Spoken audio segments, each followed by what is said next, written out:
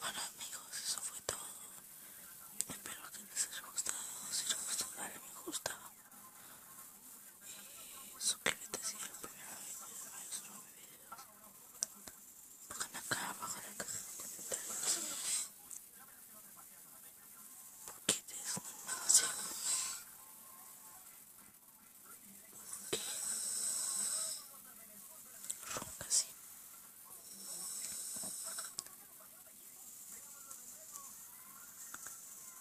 Cágame.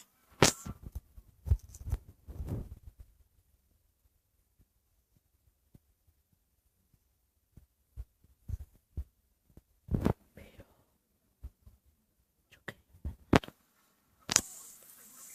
Pero no, uno que roncara como elefante.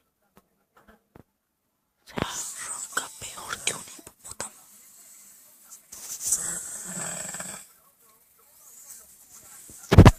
No puedo parar.